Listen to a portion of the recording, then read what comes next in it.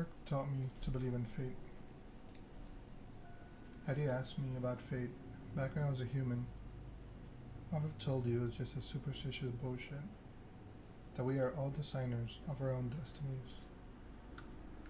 That belief shattered when the richest woman in the United States, the actual richest one, not a face you could have seen in the papers, of course, sank her teeth deep into my neck. It happened in the very same place you're standing in right now. By the way, fate, you decide. Please, there's absolutely no need to be hostile. Just listen a little longer. See? My mistake was that I flew too close to the sun. It makes sense that my punishment was to never see its glow again. I was incandescent myself. I was hot shit. I had it all: money, looks, confidence, connections, man, woman, a career, and a spark in my eye. The one you need to be born with.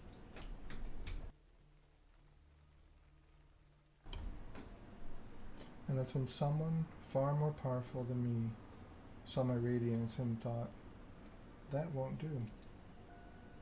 She robbed me of the light erupting from within and gave me a subtle, enduring gleam in its place. She decided that would fit me much better.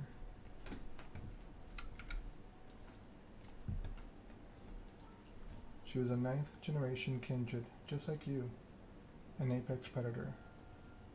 She probably enjoyed teaching me in the peak of human excellence, my real place in the food chain. It's such an eyesore when you look at some loud-mouthed braggart and see them for all they really are. The temptation to teach them a lesson can be unbearable, right? Well, my sire's lesson was a lesson about fate, a message saying, you're eternally doomed to be at the mercy of your sovereigns.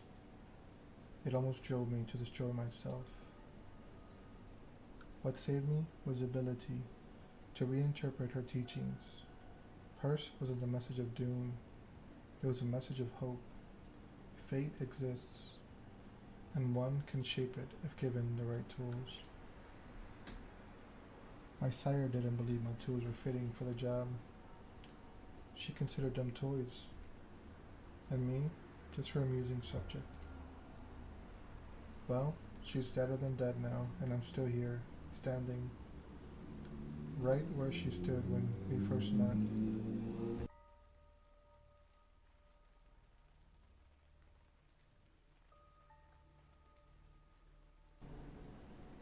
You might have wondered how I've learned about your arrival to JFK Airport. My answer is, of course, destiny. As luck would have it, today happened to be a day some of my associates were inspecting the coffins. Driving you here straight from the plane and having you wake up in such an unfamiliar place was a little desperate, and I do apologize for it. But it is rare for you to visit New York. 3 times in the last 15 years, was it? And you're never eager to inform me you're here. I understand you still have that meeting on 53rd Street later tonight, so I'll provide a comfortable transport. I value our relationship very much, don't get me wrong. But it is precisely because I value it that I'm going to ask you to repay the favor you owe me. You're the only one I trust to do the job well and without attracting attention. You think I'm crazy, asking you to breach the rules of our society like this. You might think it's impossible to get away with it unpunished. But this is New York. And I don't know about other cities, but in this one, fate really exists. And right now, it's smiling in your favor. This is how it begins. The music is pounding and your pulse is keeping pace. This is one of those nights that makes you feel alive, even though it started with you feeling dead.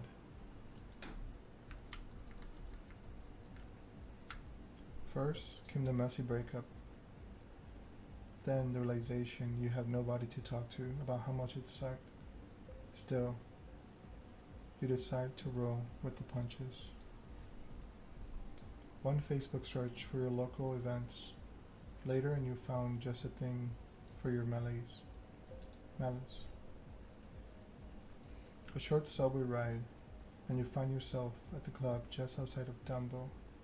Not a fancy one, mind you. More like a slightly refurbished warehouse. But hey, at least the drinks are cheap.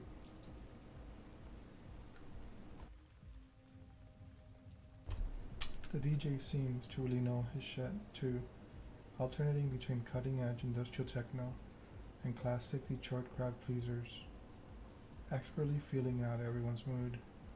An hour passes, then two.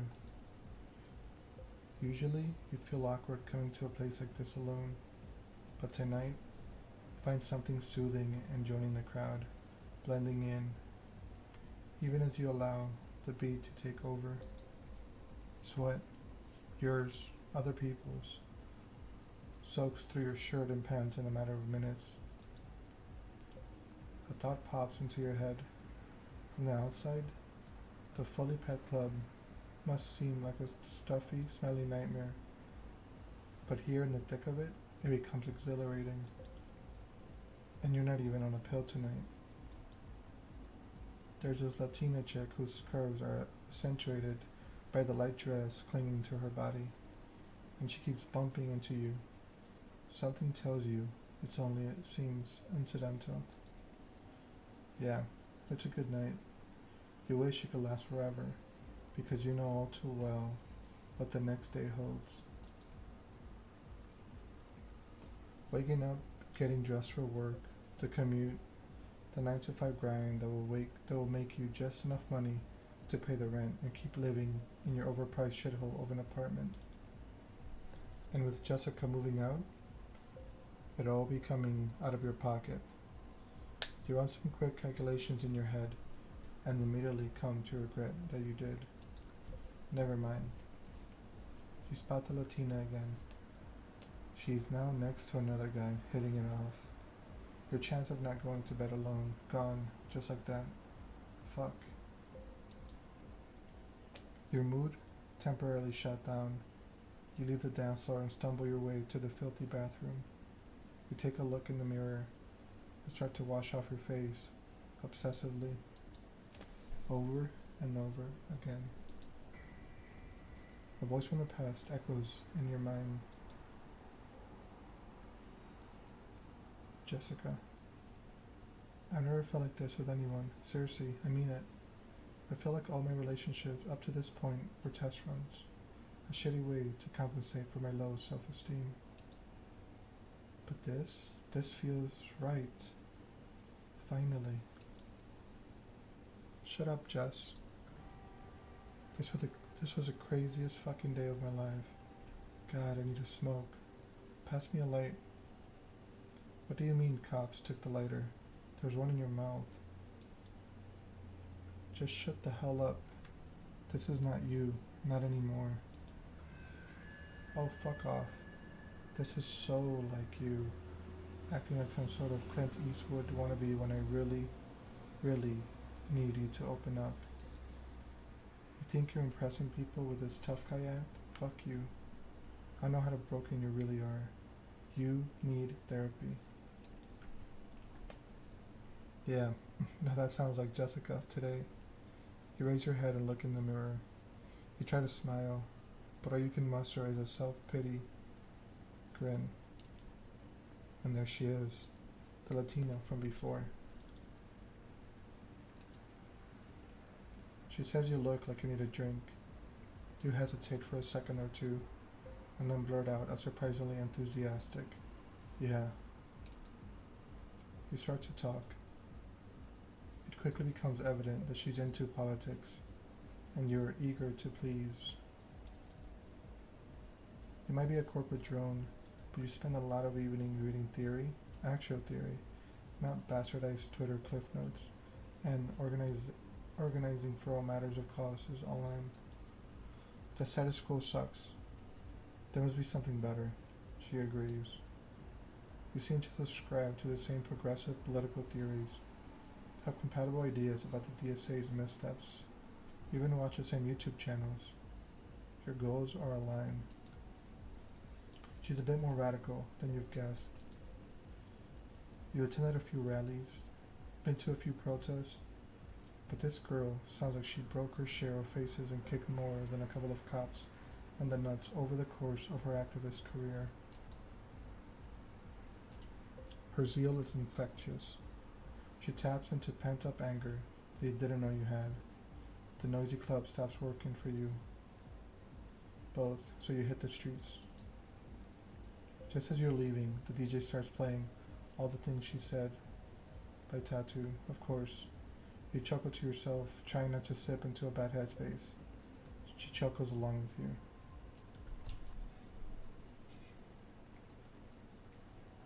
It's chilly outside, but soon enough, you find yourself too invested in listening to this girl's voice to care about anything else. You realize you've been holding hands for a while. The subway car is empty, save for a stoic middle-aged couple and a junk staring intently at his own feet.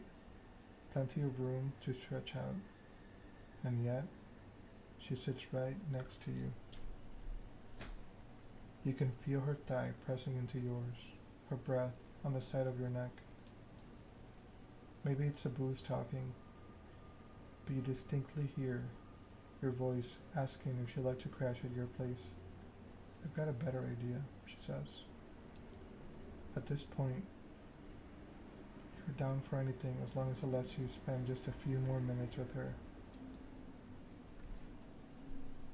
She takes you to a sleazy motel in the Bronx, trading a few words with the balding, tired-looking guy at the front desk. He hands her a key. To holding your hand, the woman leads you up the stairs. The room you end up in is almost comically stereotypical, complete with flaking paint and a sticky floor. Not that it matters though. The moment you step through the door, she's on you. You try to take the lead, but she's having none of it. Before you know it, you feel the rickety bed pressing against your back. It's sloppy, fun, fierce. And not once does she lose the initiative. Your hands reach under her t-shirt. Strange. Didn't look like she was cold outside, but now her skin feels eerily cold, as if sensing your confusion. She slaps your hands off of hers. She kisses your neck. You are overwhelmed by the sensation. Darkness. The taste of liquid fire and smoke on your tongue. Her voice saying, "Sorry, kid. I did what I had to do to leave the city in one piece. But don't worry. With my blood and your principles, you're going to do just fine." She slams the motel room door behind her as she leaves. You lie helplessly on the soiled, pungent mattress for some time. Minutes? Hours? Before you can focus enough to try and piece together your evenings, it hits you. The big hunger. It grips you by the throat and makes your insides shrivel in terror. Dude, what if you just... It's an all-encompassing emptiness that throws you on all fours. You crawl for a while, squirm on the floor in sundering pain, then jump up to your feet and bust out the door. You black out. So we just got turned into a vampire.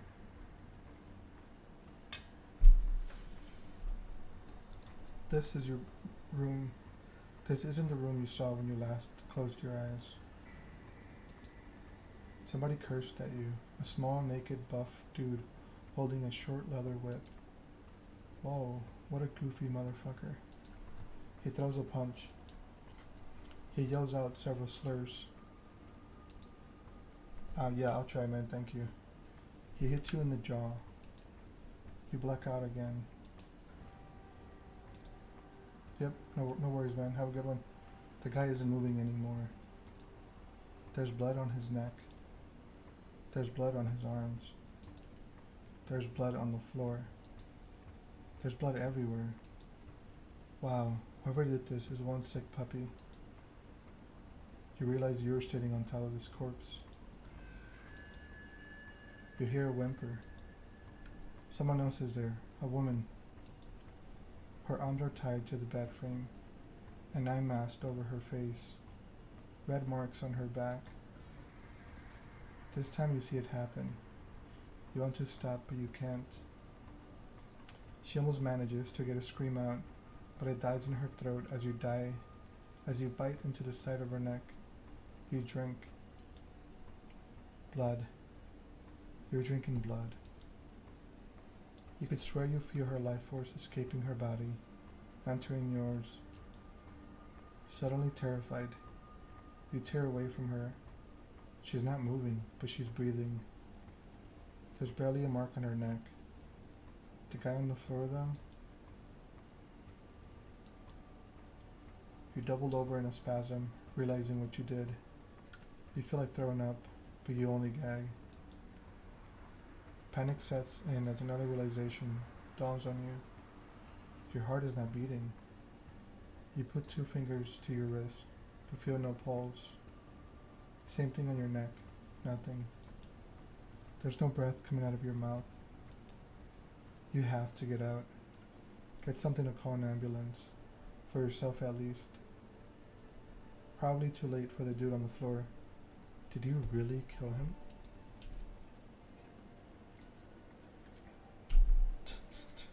What a mess. You look up. The door to the room is ajar. A tall, handsome, broad-shouldered man fills the entire frame. He brushes an imaginary speck of dirt off his perfectly tailored suit.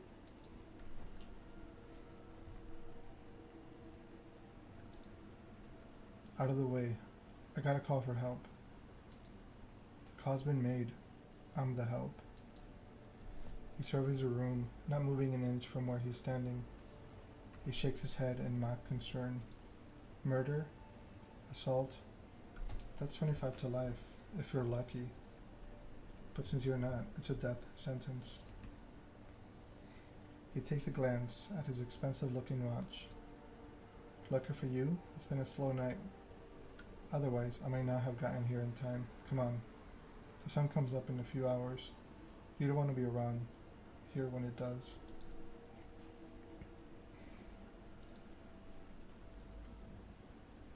What's it matter when the sun comes up? Ah, so you don't even know. You should be glad I got here before you made yourself scarce. The man approaches you and starts talking. His tone remains unnaturally calm. Oddly enough, you find it both soothing and slightly unnerving. Now, listen to me. I know this is all new to you, but I've dealt with hundreds of strays like you, and going by experience, they tend to fall into 2 categories. First, there are the smart ones who carefully obey my every word and don't try to pull off anything stupid. I always get them where they need to be, safe and sound. And then there are the dumb ones. The punks who thought they could take me on, the wise guys who tried to contact somebody, secretly and without permission. The troublemakers who tried to run off or make a scene. None of them got their destination in one piece. In fact, most of them never reached their destination at all. His voice, slightly bored and monotone.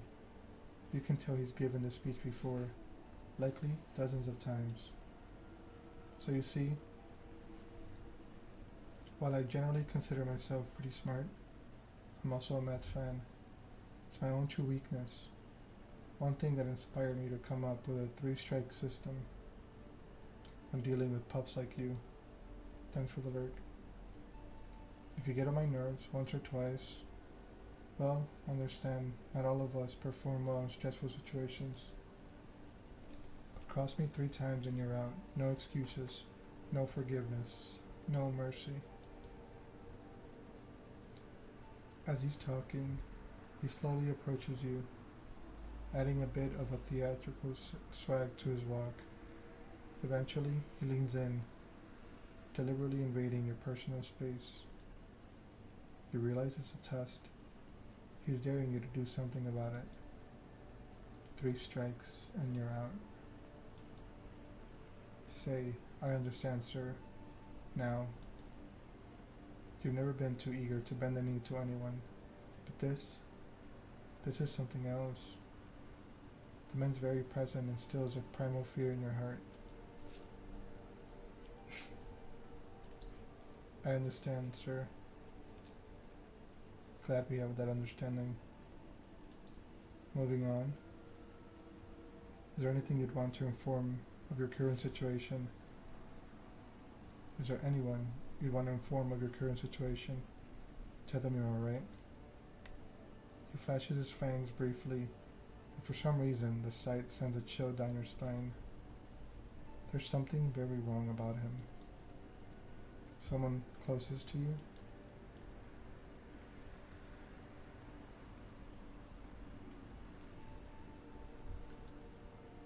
Jerry. Jerry. Yes. And who is this Jerry? Your frantic mind is drawn a blank. Well, Jerry's a man of many faces. The stranger gives you a tired stare. Lying to me is a strike. Well, Jessica, my ex-girlfriend. She kinda hates my guts, but yeah, I suppose it would be her. Stranger gives you a puzzled look and decides to prod further. The closest person in your life hates your guts. This time something resembling a look of pity. He turns his eyes to the corpse on the floor. When it rains, it pours, I suppose. Well, if you'd like to ruin her day and let her know you're alright, give me her number. I'll have someone take care of it. Discreetly, of course. You hand them your smartphone so you can copy the number from your list of contacts. Thank you. This will be useful in illustrating my next point. Instead of giving you back your phone, the man hides it in his pocket. From this point on, you are subject to different laws than the ones you grew up under, and you'll be watched by many eyes to ensure these laws are respected. You're forbidden from letting anyone know you're still alive. You're forbidden from showing your face anywhere they know you. If anyone comes looking for you, it's over for both you and them. He interrupts his monotone recitation and stares deep into your eyes. So unless you want your girlfriend to end up at the bottom of the Hudson, I suggest you cooperate. He proudly displays his fangs again. You put Jess in danger. God damn it. I can only hope that you care for her enough not to do anything selfish. His words are meant to imply otherwise, but by now it's obvious. He hates your guts as much as you hate his. He's itching for a fight, and you're almost willing to oblige. Alright, I think that's enough lecture for today. We're in a bit of a schedule here. Now, I don't need to hurt you, but I can't do so in the blink of an eye. Just so that we're clear, I have the authority to end here, right now. This is not an idle threat. So you're going to play along, or do we have to do it the hard way? You weigh your chances, but it doesn't look promising. The guy's fit, determined. It looks like he means business. You, on the other hand, are confused, exhausted, and on the verge of a panic attack.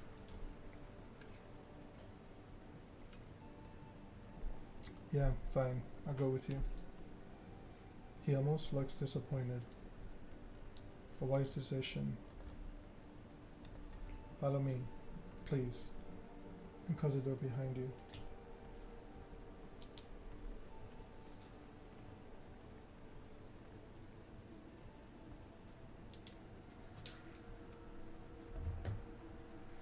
You take one final look at the woman who's just coming to a The body on the ground. This is fucked. Absolutely fucked. You pull the handle and close the door. The man leads you downstairs. You contemplate signaling the bald guy at the front desk, but he's too busy watching some 90s action flick on a small, ancient-looking TV. He seems totally oblivious to your presence. You hear dejected Jean-Claude Van Damme say, "I just want to go home," as you're walking by.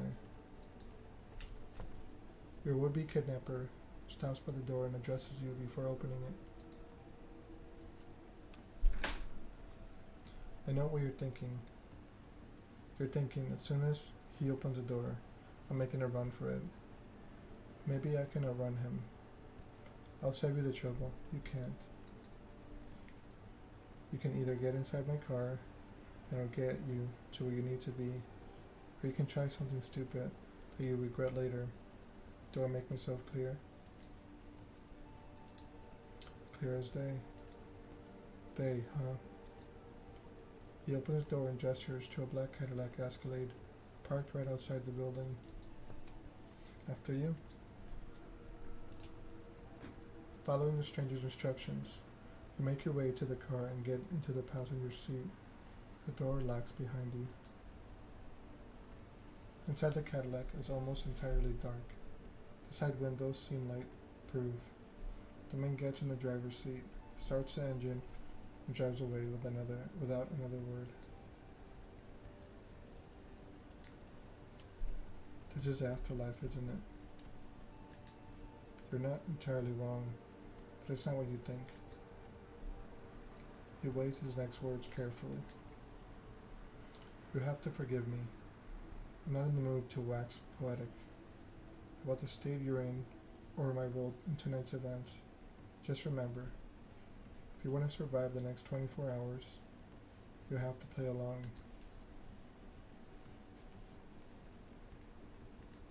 Man, this is bullshit. Why does everything have to be a fucking riddle? Well, riddle me this. Who's gonna get their teeth smashed into the brain if he doesn't shut up? Understand that this is for your own good. Times being what they are, you should consider yourself lucky. You drive in silence for about 20 more minutes. As exhaustion catches up with you, the street lights fades into a blur. Eventually the car stops, and the doors open. You emerge from the dreamlike state and you find yourself in some kind of underground parking garage. You two are the only ones here.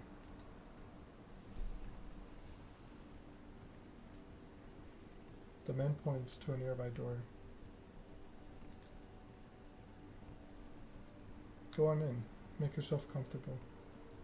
If you get hungry again, take a look in the fridge. I'll pick you up tomorrow, and you'll get your answers. Behind the door is a small room, no windows.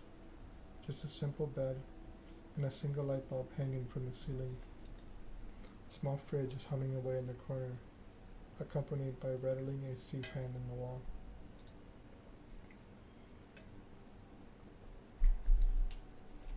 I guess I got no choice but to trust you.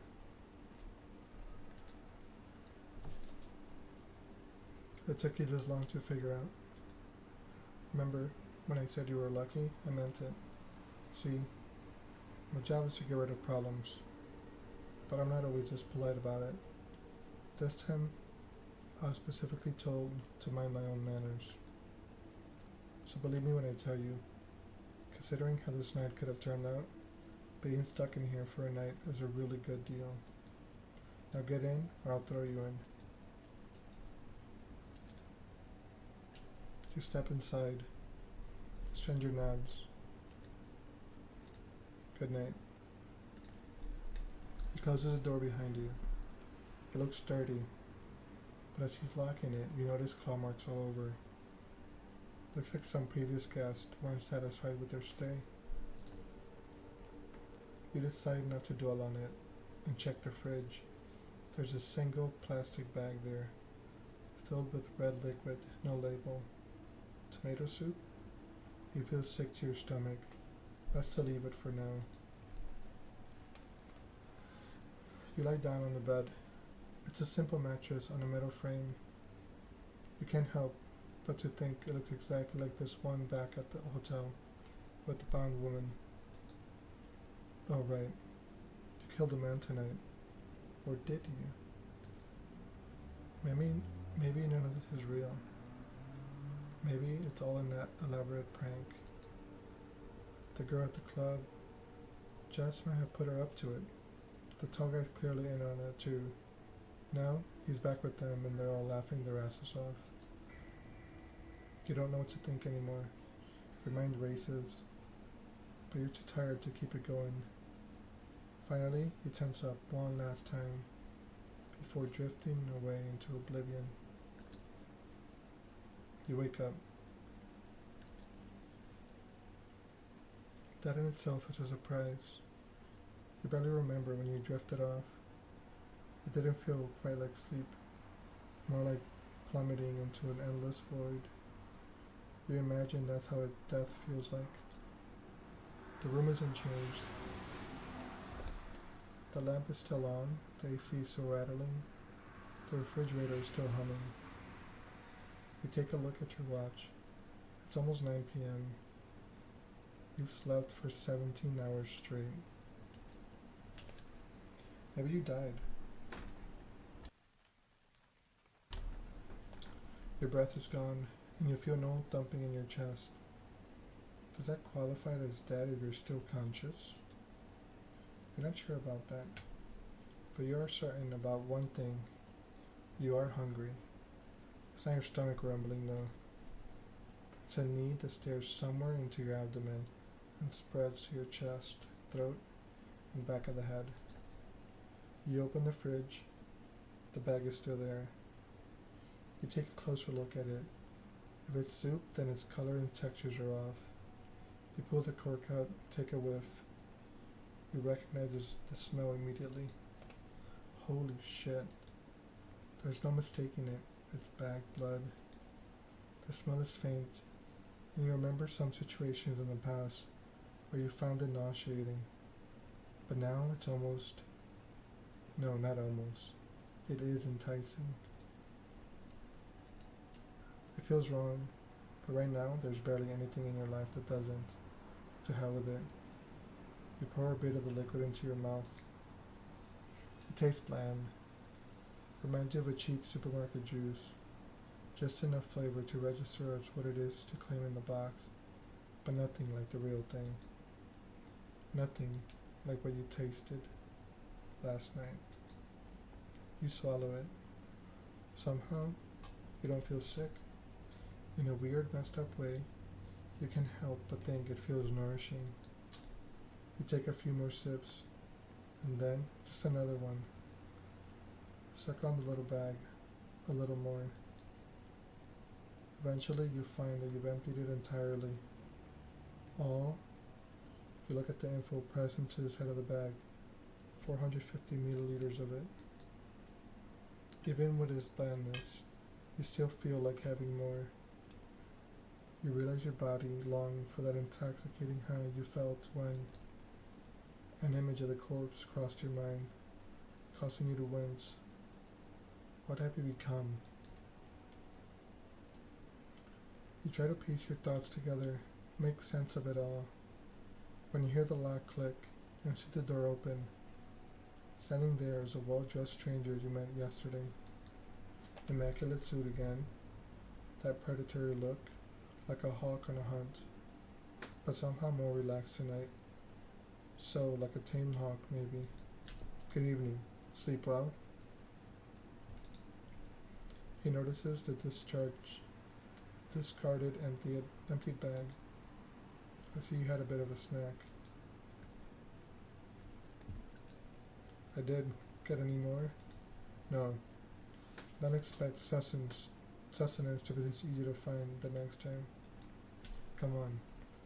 We've got places to be.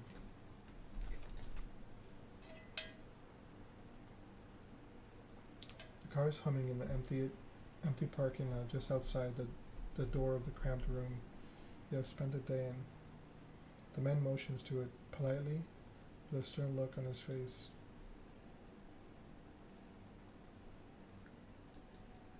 I'm trusting you here, man. I'm touched, sincerely. You take the back seat again. The door locks. The stranger takes the wheel and starts the car. You drive in silence for a while. From time to time, you keep trying to catch glimpses of familiar streets or landmarks through the blackened windows, but it's little use. The car is also soundproofed, so all you can hear is a bit of traffic humming in the car's engine. The driver doesn't say anything and seems focused on the road. You check the door handle. Yeah, the door is locked alright. The piece of dark glass separating you and the front of the car looks sturdy too. There's nothing left to do but wait. You didn't have time to think about it before, but you realize now that you're hungry. No, not exactly. It's like a rumbling stomach that grabs your attention. It's a need that starts somewhere in your abdomen and spreads to your chest, throat, and the back of the head. You try to extract some information out of the man behind the wheel, but you realize you prefer to bask in the afterglow of the last meal. You wouldn't have expected it, but you spend the rest of the trip lost in your thoughts. A lot of them concern blood.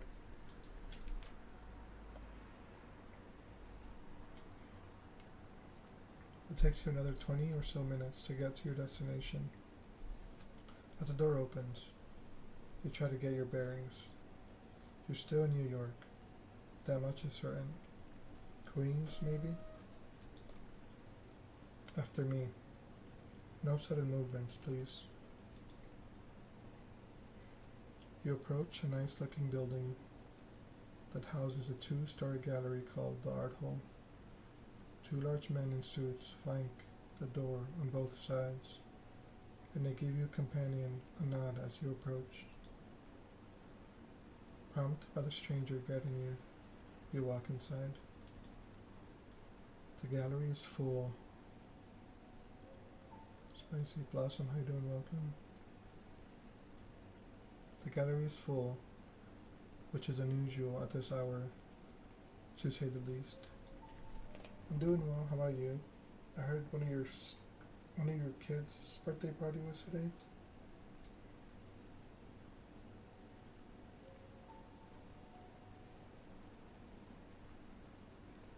I think that's what I heard on Tito's stream.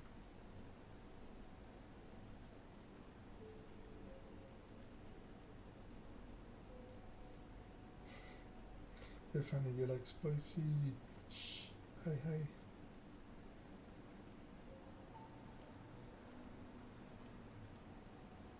That's right, that's right. One of them is like the 8th. And the other one was like last week. Or no, that was the 13th. But they had a great time. That's amazing. Good job. Your feet hurt? A lot of running around, I bet. That's great. I'm glad you had a great day.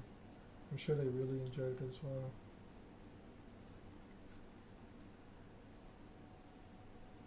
What kind of food did you guys eat? That's right. 28th and the 6th. You guys have pizza and stuff. What? I need one too. Can you get me one? What? This one's fine, but my Razer headset's going bad. It keeps like disabling itself for like 2 to 3 seconds, and then it comes back. It's really annoying.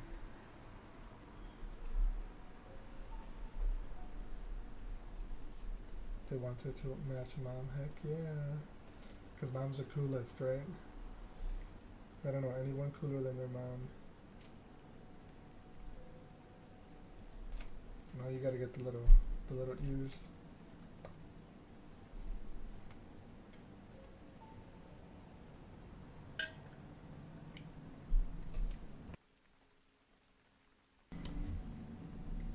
About 2 dozen faces fill the showroom, and the number of waiters navigate the gathering.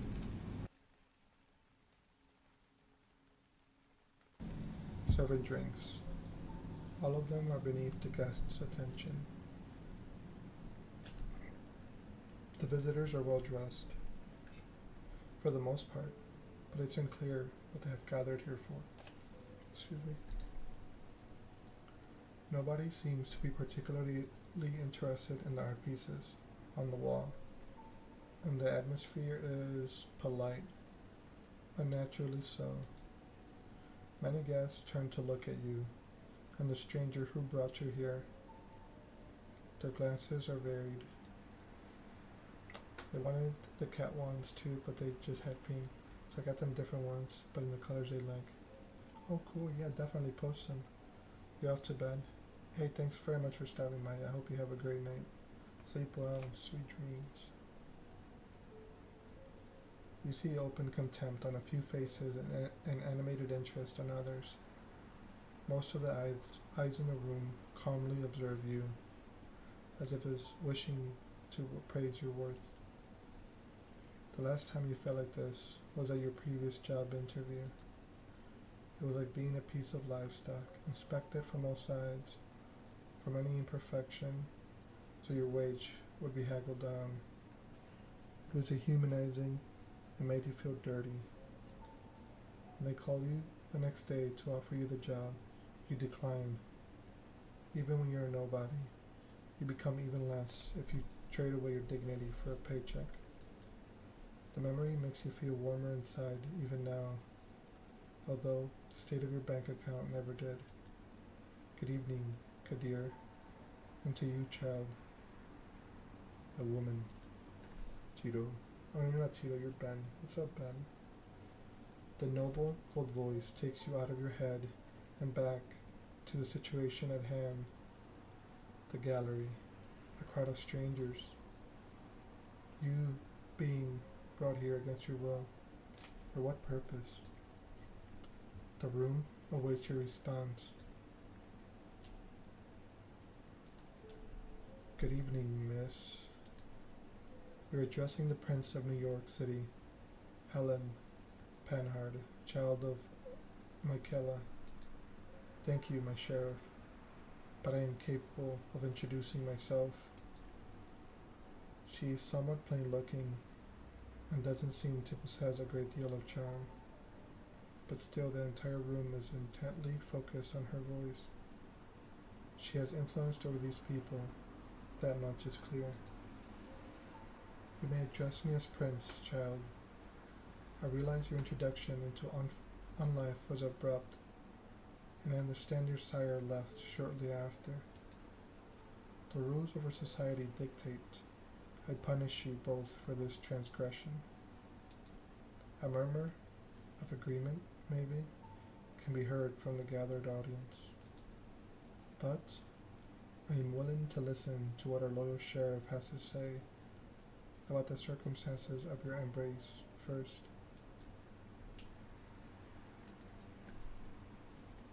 She's gonna beat somebody. Yeah, she's a prince. You gotta be nice to her. You decide it's best to stay silent and listen to the whole situation unfold. It feels like you're out of your depth here. Shall we begin? You are about to be judged by the Court of New York City, Kadir. Please tell us how you found this fledgling and what happened on your way here. Court? Prince? Is this some kind of secret society, make-believe? A trusted informant who has chosen to remain anonymous at this time tipped me off about a suspicious kindred appearing in one of our domains. Upon investigating, I found them gone, but this fledgling remained in their place. The hunger made him savage a prostitute and his client in a Bronx brothel belonging to one of the ministry. I have already spoken to Sansarik about this and made sure it'll blow over.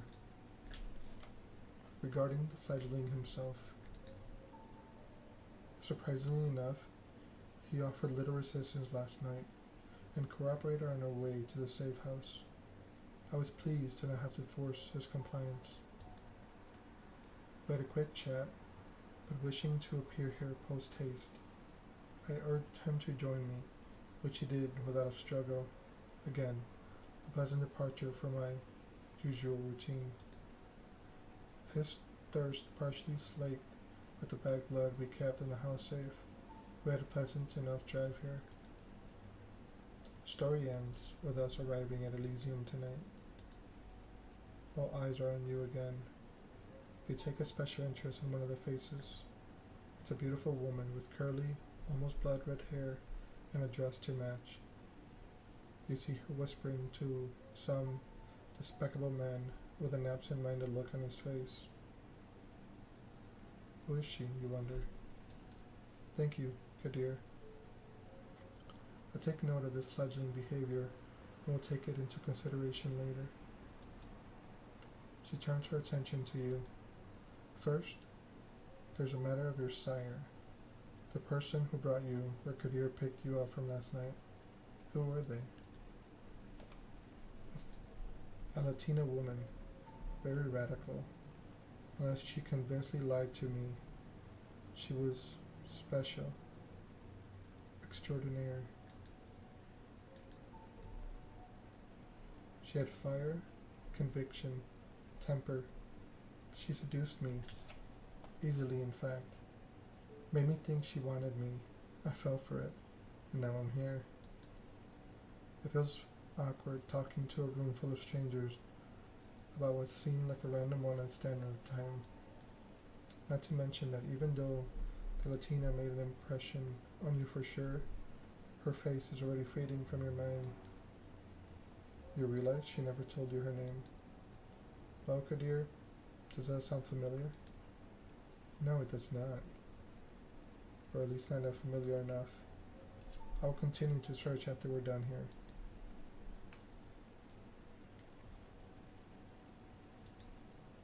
That chick. She rented a room at the motel. Talked to the receptionist. You might know something about her. Unlikely. But regardless, thank you for that observation. I will investigate this later. What shall I do with the fledgling, my prince? What is your recommendation, my sheriff? The traditions are clear. Thou shalt not sire another the permission of thine elder. If thou creates another without thine elder's leave, both thou and thy progeny shall be slain. I am ready to fulfill my duty.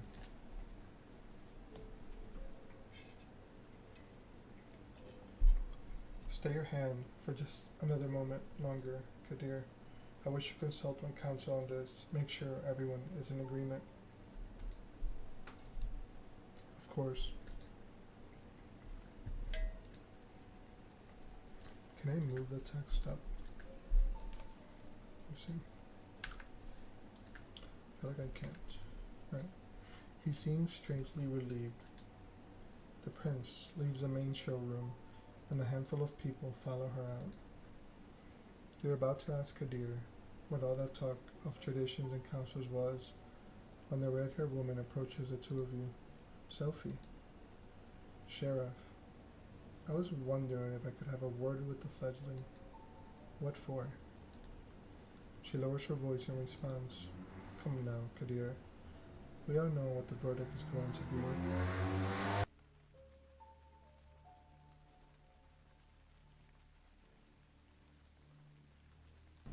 Let me speak to them.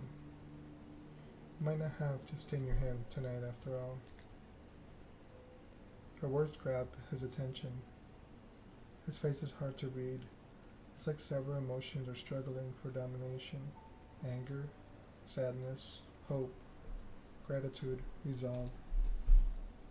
I'll go get my sword. He steps out of the room the way you came, and you are left in the showroom with the woman in the red dress. She takes you aside, and the eyes of the remaining guests follow you. Well then, fledgling, you are in quite the pickle. What do you mean? I still don't understand what my crime is here. Poor thing. This really isn't your fault. But if you want to get out of here in one piece, You need to understand one crucial fact that seems to have eluded your grasp. Last night, you became a vampire. Wait, what? Oh yes. I am well aware of how ridiculous that sounds. It's a reason why we have these nicer words for it. Kindred, being embraced, having a sire. The fact remains. The beings called vampires, you're looking at them. They're us. You glance around. Some of the guests are still occasionally looking at you, commenting on you in hushed tones. Many of the patrons are pale, really pale. Most hold glasses of wine. No, not wine. That's not the right thickness, and not the right color either. You're trying to come up with something sensible to say, but you're drawing a blank. It makes a morbid kind of sense. You drank blood last night. There's no denying it, and your breathing has now returned. Your heart remains still. A vampire. Two voices in your head start battling for supremacy. One of them slowly begins to put everything that happened since yesterday together, coming to a conclusion that no matter how insane it might seem, nothing but what she's saying makes sense. The other voice just keeps saying, "What the fuck? What the fuck?" on repeat. You're surprised. This is often how it plays out by design. Kadir deliberately keeping you in the dark and awe. If we do nothing, you will be cut down, as assured as day follows night. But I'm here to offer you a chance, a way out, under one condition. I will take you under my wing. If you're lucky, the prince will be in good mood tonight, and your deference to Kadir will work in your favor. She might agree to this, but only if you swear fealty to me. I'm not making this offer lightly. As your patron, I will take responsibility for you. Your actions will reflect on me. If they reflect negatively, well, I will make sure you face the consequences. Spicy doing some ASMR. What's up, great? How you doing, man? So let me get this straight. You would make me your servant in exchange for my life? That's the deal? If you insist on putting it in such a pedestrian terms, yes, that is the deal. As you so eloquently put it, the alternative is, I fear final death at the hands of Kadir, here, tonight. Steps and hushed voices can be heard from the side room. It seems the prince and her council are returning to the showroom. Kadir appears from downstairs as well and starts walking towards you.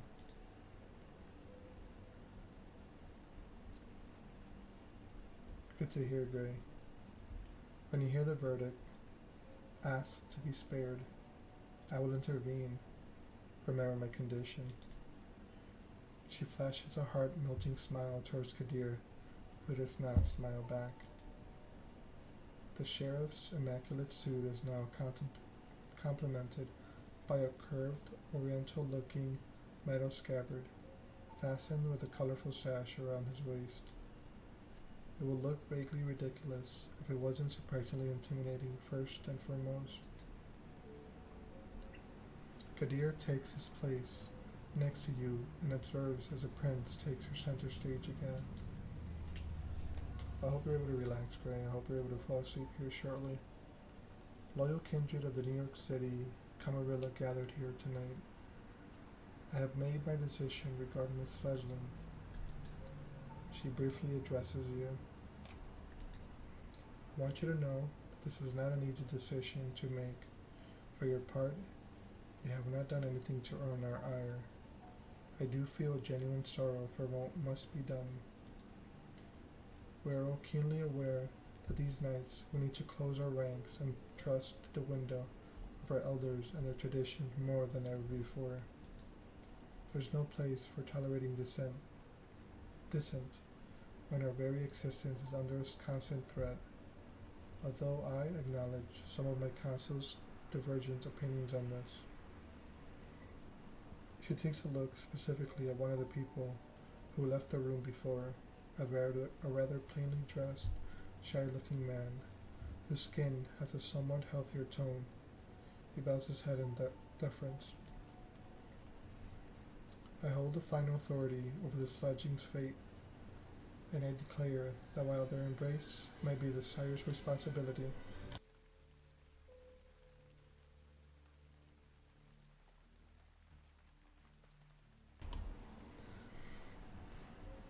in their absence is her progeny that must be punished. The sentence is final death, to be resolved presently. Kadir? You hear a scraping sound and see that the sheriff has unsheathed his curved sword.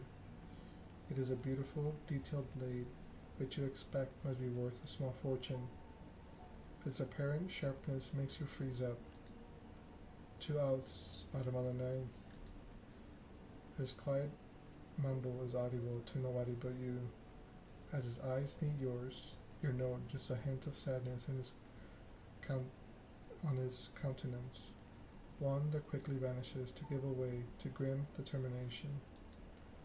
And he's out to bat. You will get another chance to speak up. You will not get another chance to speak up.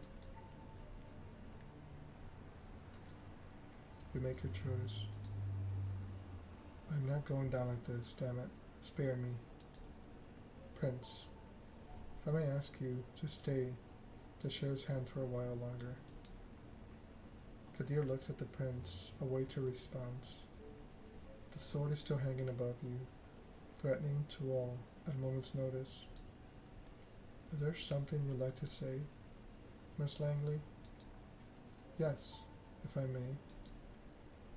At first, the prince looks somewhat annoyed at the distraction, but she stays quiet for a while, measuring the mood in the room. The bored elites suddenly look at you with aroused interest, some of them dismayed at not seeing the bloodshed, but all intrigued by the unexpected twist. The prince nods. Well, let's hear it. Sophie takes a few steps forward.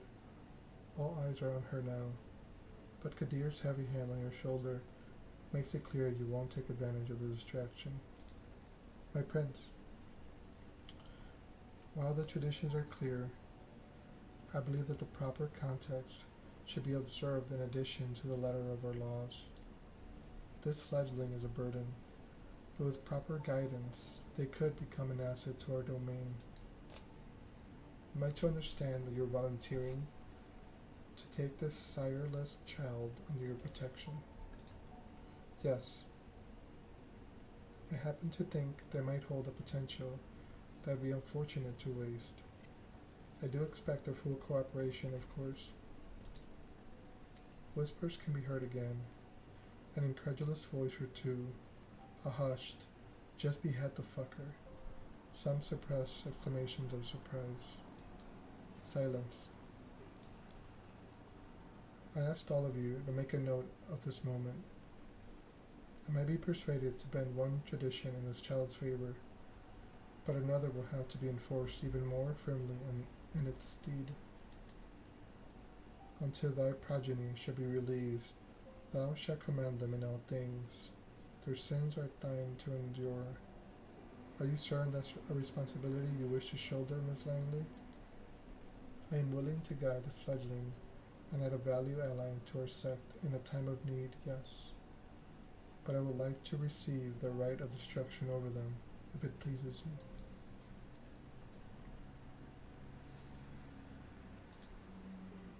I am worth keeping alive, Prince. Give me a chance to prove myself.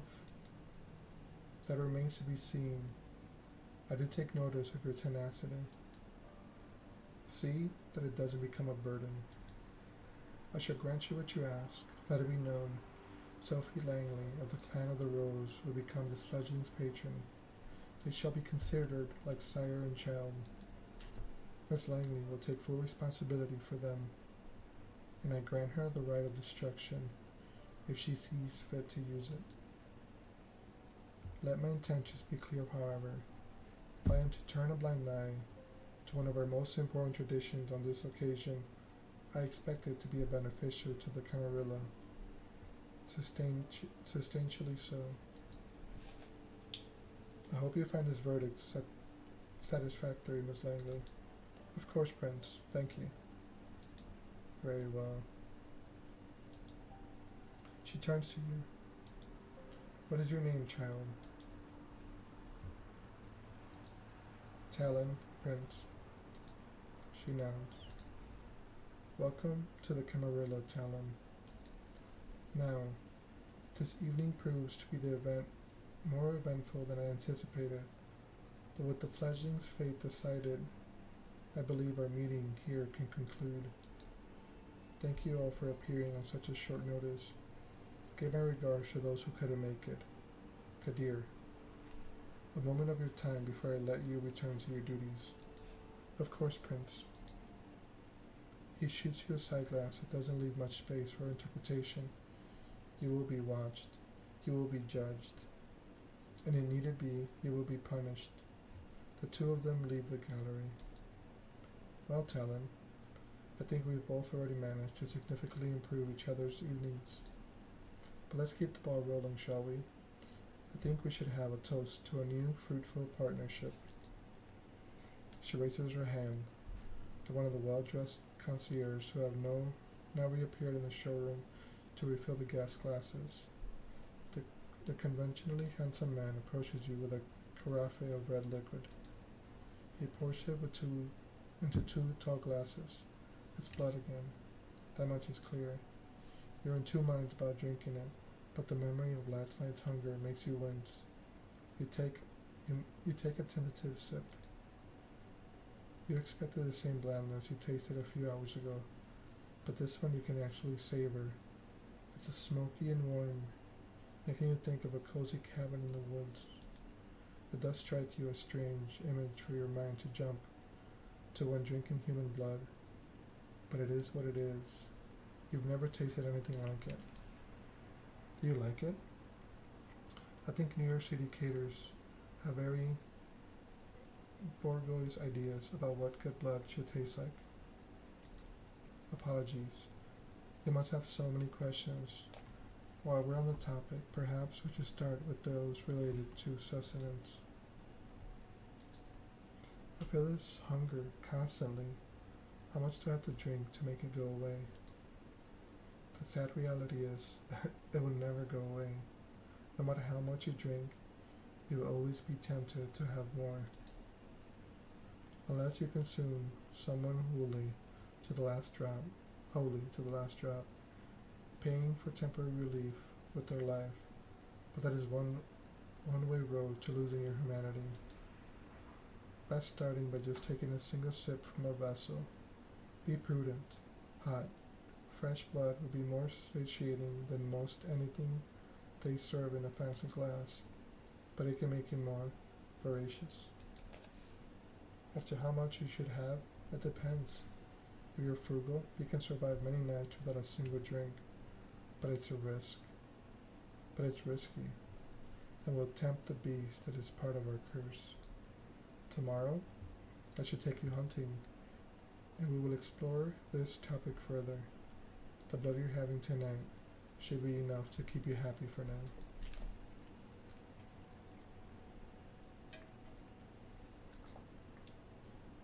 That beast you mentioned, is that a metaphor or...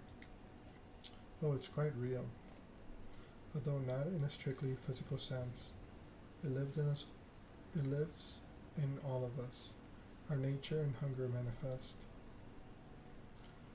Those more religious among us connected to the biblical Cain, the rage of his first murderer, cursed by God, seething in all his descendants. I, however, am a child of the Enlightenment. Not that it makes my struggle any easier. I have to be worried like every other kindred in the city and beyond. Individual kindred each have a unique relationship to their beast. What yours is going to be remains to be seen. But you do need to keep it under control. Each outburst endangers not just you, but also the Masquerade.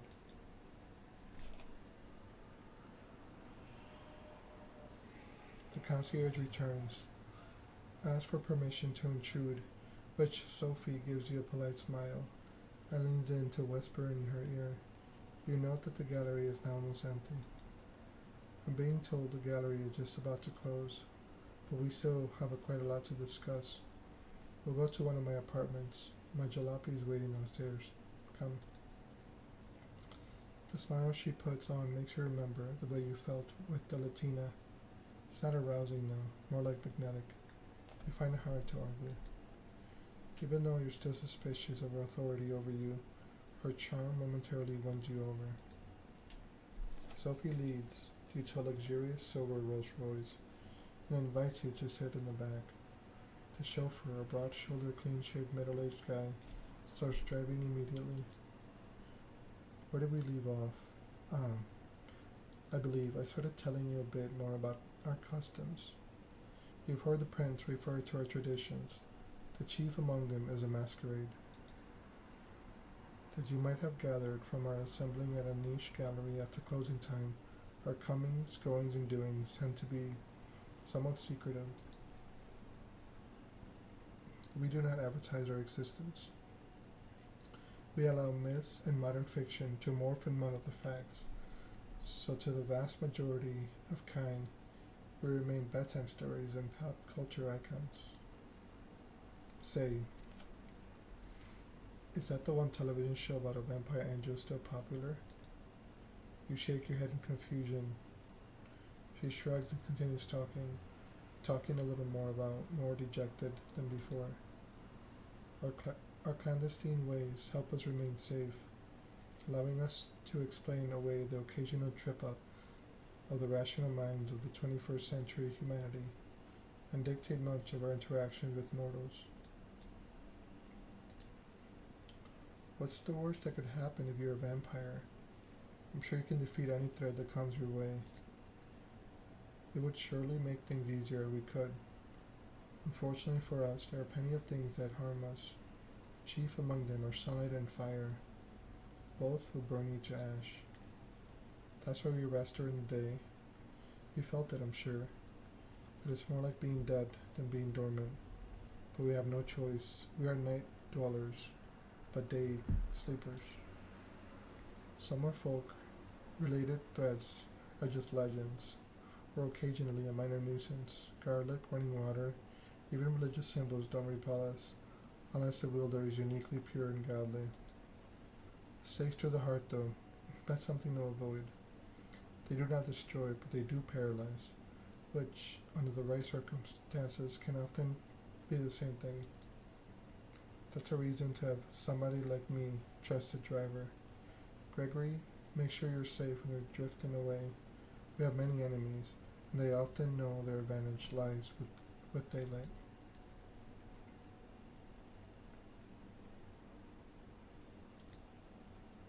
You mentioned enemies. I guess that makes it necessary to watch each other's backs. Can you count another vampires on for that? She surprises you by letting out a soft chuckle before answering. No. The little sect supplies social interactions aplenty, but it doesn't really encourage counting on someone. Support given in exchange for favors, yes, that's more like it. Long-term solidarity does occur in the Camarilla, but we are a very politicizing organization by necessity. Loyalty is to your sire, to your prince, and to the sect. When you're in Elysium, like we were tonight, the sect can appear to be monolith. The reality is more complex. Outside of official gatherings, shady deals and quid pro quo mentally reign supreme.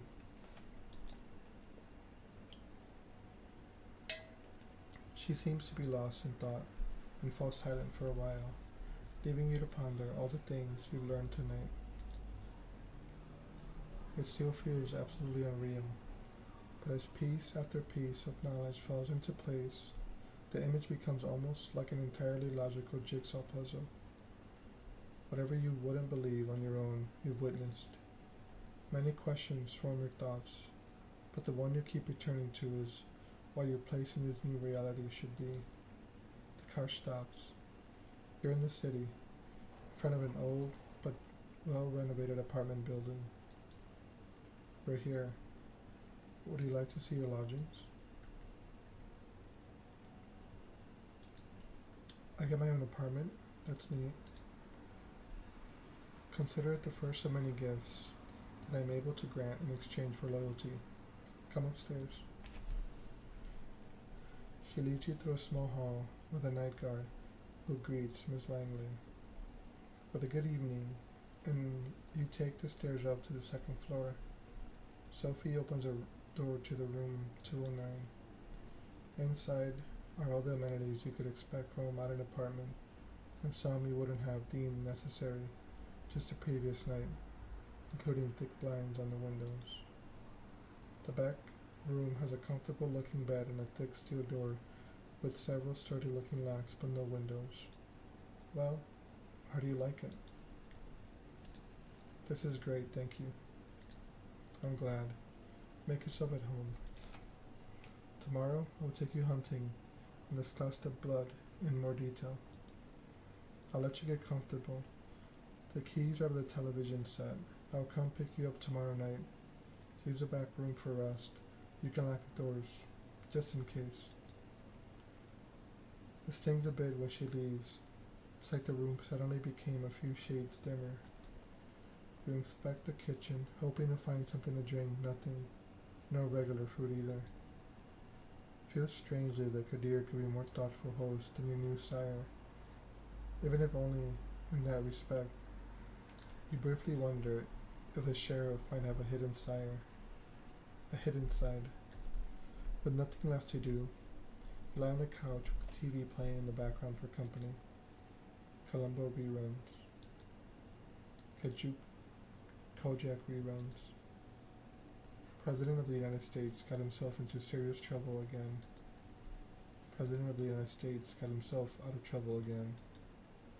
Pundits start yelling over each other about other things that seemed a little bit less significant just 2 days ago. You start drifting off, reflecting about another night of confusion, conversations, and worldwide views shattering revelations.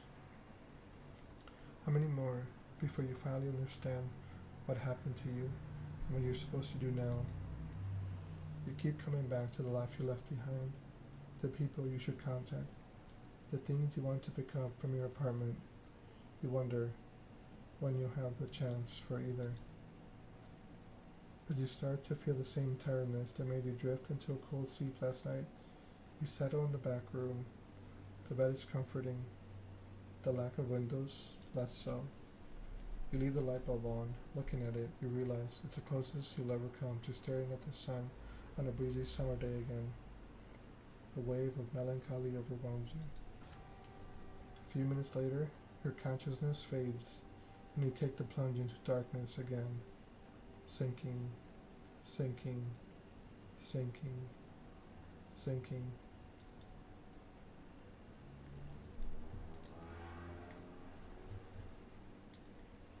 Alright, so we have some things we learned. We're going to read those and then we're going to end stream, okay? So the Camarilla. It's a major sect of vampires devoted primarily to maintaining the Masquerade through influence and manipulation of mortal society. A fledgling, a newly created vampire, still under the sire's protection. The Prince, a vampire who has claimed a given expanse of domain as her own, generally a city, and supports that claim against all others. The term can refer to a kindred of either sex. The Hunger, the urge to feed. For vampires, the hunger replaces all other drives in its own powerful call. Vessel, a source of blood for sustenance or pleasure, primarily mortal. The Beast, the inchoate drives and urges that threaten to turn a vampire into a mindless, ravaging monster. Cain, a mythical figure considered to be the first and most powerful vampire. Some vampires refer to themselves as Cainites, members of the race of Cain. Kindred, Camarilla term for vampire as a whole, or a single vampire. According to rumor, this term came about the 15th or 16th century after the Anarch Revolt. The Masquerade, the habit or tradition of hiding the existence of vampires from humanity, designed to protect vampires from destruction at the hands of mankind. The Masquerade was adopted after the medieval Inquisition claimed many kindreds on lives. Kind, a term for mortals. Largely contemptuous, the phrase kindred in kind refers to the world at large, everything. Sect, a group of vampires arguably united under a common philosophy.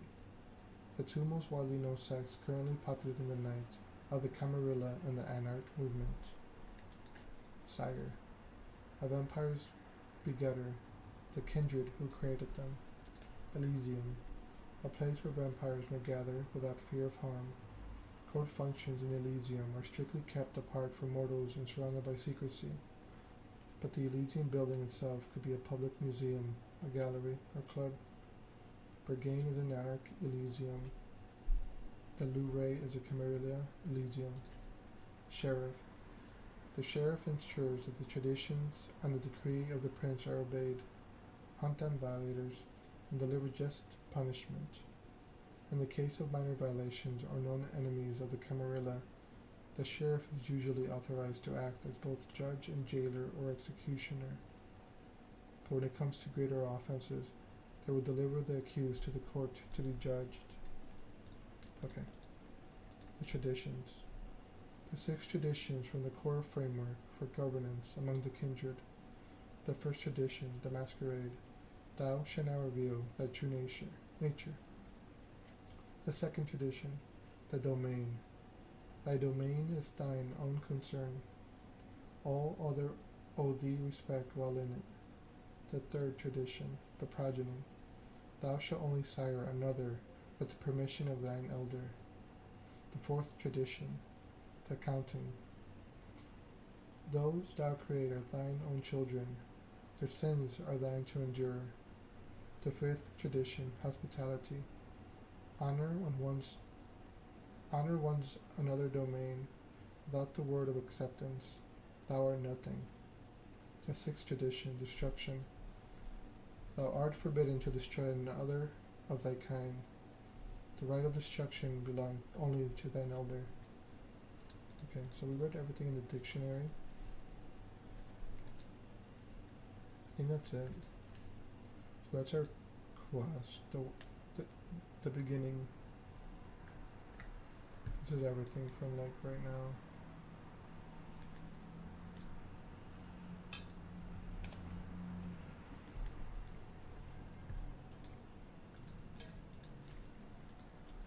Okay, champ.